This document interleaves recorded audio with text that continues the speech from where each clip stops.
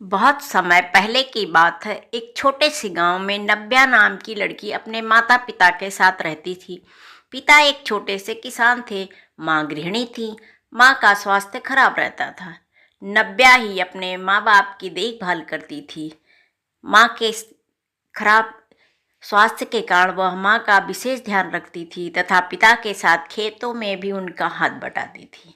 नव्या बहुत ही सुंदर थी तथा दयालु भी थी। एक दिन नव्या खेतों में फूल तोड़ रही थी, तभी उसे एक मधुर धुन सुनाई दी। पहले तो उसे अपने उस धुन पर ध्यान ही नहीं दिया, पर गाना इतना ही अच्छा था कि वह उसकी तरफ बढ़ती ही चली गई। पास जाकर देखा तो एक खूबसूरत सा लड़का गाने गा रहा था। नव्या एकटक उसकी तरफ देखने लगी।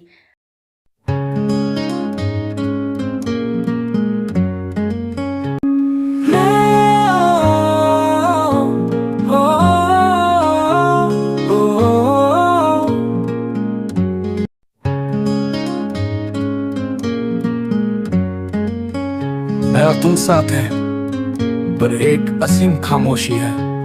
सिर्फ धड़कनें चल रही है हमारी और तुम्हारी, एक दूसरे के लिए। अगर तूने मुझे चुना है हजारों में, यकीन करो मैंने तुम्हें खोऊंगी नहीं। प्यार उसे नहीं कहते जिसमें हार जीत हो, ना ही इनकार और इजहार हो। मेरा प्यार वो है जिसमें उम्मीद ना होते हुए भी इंतजार है। प्रवासी पक्षियों की तरह मेरी यात्रा अनवरत अभी चलती रहेगी।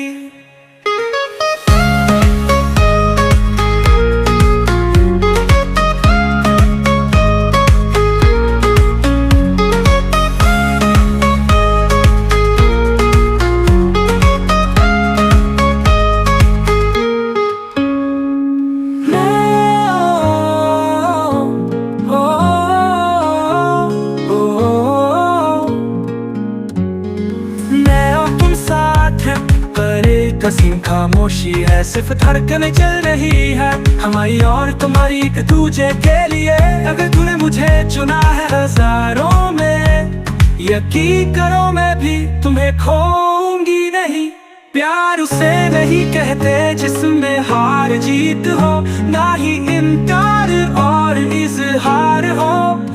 मेरा प्यार वो है जिसमें उम्मीद ना होते हुए भी इंतजार है।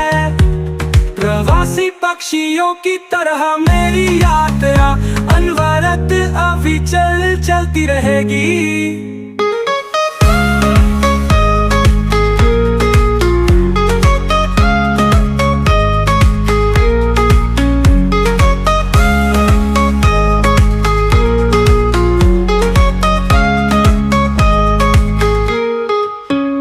मेरा प्यार वो है जिसमें उम्मीद ना होते हुए भी इंतजार है। प्रवासी पक्षियों की तरह मेरी यात्रा अनवरत अभी चलती रहेगी।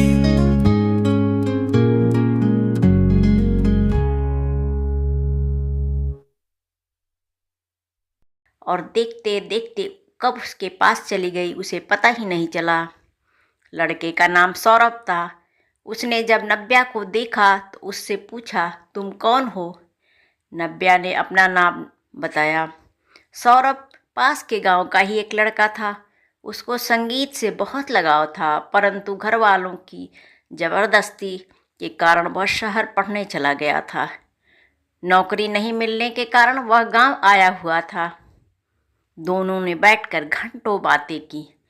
दोनों रोज कहीं न कहीं मिलने लगे। अब दोनों की दोस्ती कब प्यार में बदल गई, दोनों को पता ही नहीं चला। नव्या की तो खुशियों का ठिकाना ही नहीं था, लेकिन नव्या की खुशियाँ ज़्यादा दिनों तक नहीं रह पाईं।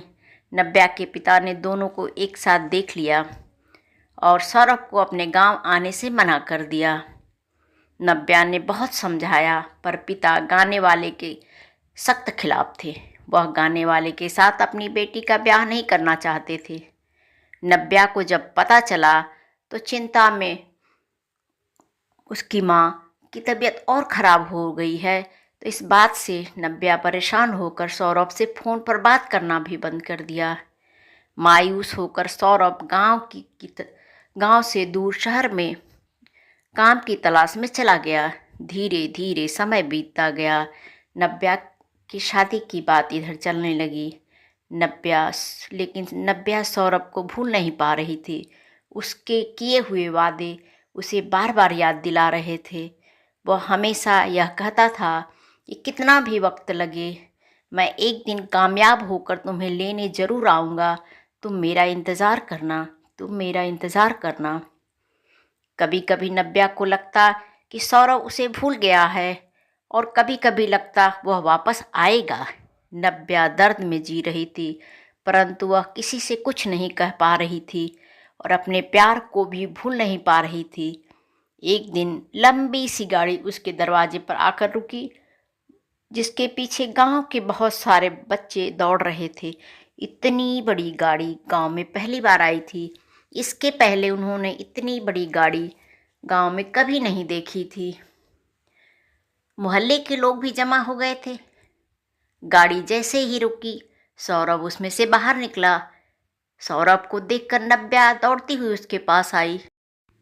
नव्या को लगा जैसे तपते हुए रेत पर पानी की एक बूंद पड़ी हो और एक भभकती हुई भाप बाहर निकली हो। उसकी खुशियों का कोई ठिकाना नहीं रहा।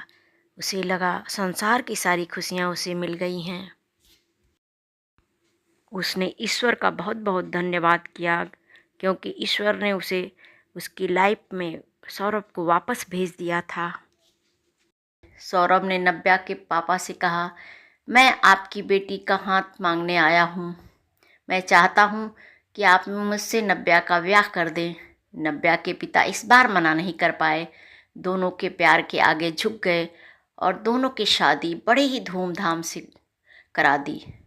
सौरभ ने नव्या की माँ का इलाज शहर ले जाकर के कराया। उसकी माँ अब स्वस्थ हो गई। सौरभ एक बड़ा सिंगर बन गया था। शहर में उसके बड़े बड़े आलीशान मकान बन गए थे। कई गाड़ियाँ थी, नौकर चाकर थे, सुख सुविधाओं का भंडार उसके घर में था। नव्या और सौरभ अपनी गृहस्थी की गाड़ी बड़े आराम से खुशी खुशी चला रहे थे। जब भी शहर की शोर से बोर हो जाते, तब वह उसी गांव में, उसी खेत पर आ जाते जहां वे पहली बार मिले थे और दोनों में पहली बार प्यार हुआ था। सच्चे प्यार में बड़ी ताकत होती है। दो प्यार करने वालों के सामने तो भगवान भी झुक जाते हैं, फिर इंसान की क्या औकात है। हमारी कहानी आपको पसंद आए तो चैनल को लाइक शेयर सब्सक्राइब जरूर कीजिए। धन्यवाद।